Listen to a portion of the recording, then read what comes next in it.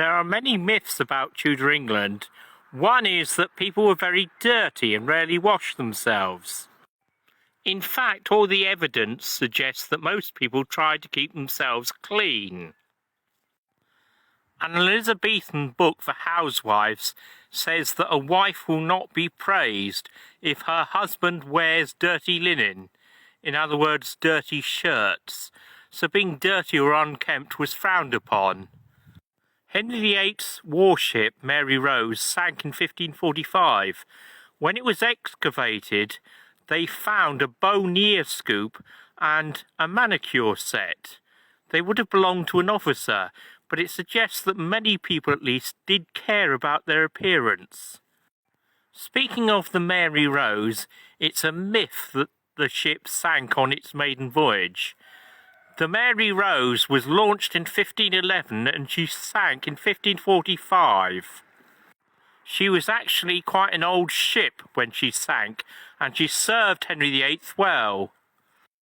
Another myth is that people in the 16th century were much smaller than we are. Well, skeletons of men from the Mary Rose showed the average man was between 5'7" and 5'8" tall.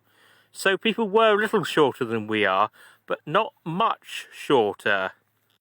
Another myth is that 9 out of 10 people died before they were 40 years old. Well, that's complete nonsense. We don't know for certain, but we think the average life expectancy at birth in the 16th century was about 35. So in other words, about 50% of people born lived to be 35.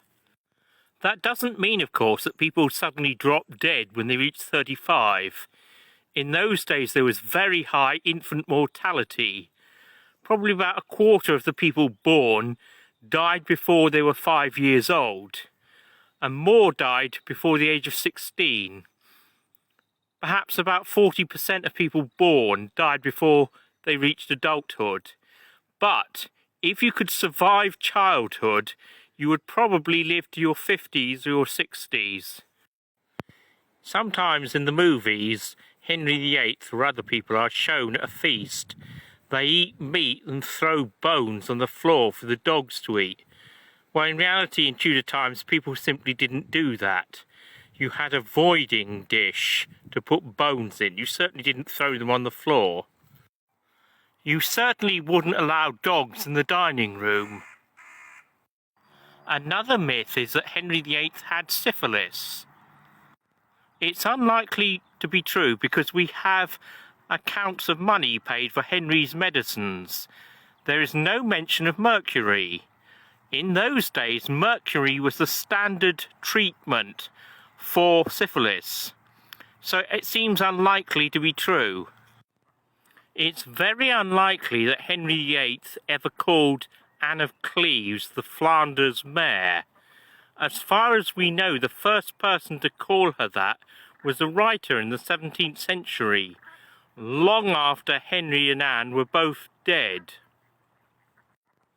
There is no evidence that Henry himself ever called Anne that. Another myth is that Anne Boleyn had 6 fingers. In fact, that claim was first made long after she was dead. The thing is, in the 16th century, people believed that if your body was deformed or abnormal, it meant that your soul was deformed. In other words, you were an evil person, or one of your parents was, or both of them. I know it's ridiculous, but that's how people thought in the 16th century. Now, Anne Boleyn was the mother of Queen Elizabeth I. It's thought that Elizabeth's enemies claimed that her mother, Anne Boleyn, had 6 fingers because that would discredit Anne Boleyn, and that would reflect on Queen Elizabeth. Really, there was no way that King Henry VIII would have married a woman with a visible abnormality like that. It's almost certain Anne Boleyn's hands were perfectly normal. Another myth is that Walter Raleigh introduced smoking into England. In fact, the Spanish brought tobacco from the New World, and from Spain it spread to other parts of Europe. It's not certain who first brought tobacco into England, but smoking was common in England when Raleigh was still a child, so it obviously wasn't him. It's also a myth that Walter Raleigh introduced potatoes into England. Again, the Spanish brought them back from the New World and they spread to other parts of Europe. It's not certain who first introduced potatoes into England, but there's no evidence that Raleigh had anything to do with it. Well, thanks for watching.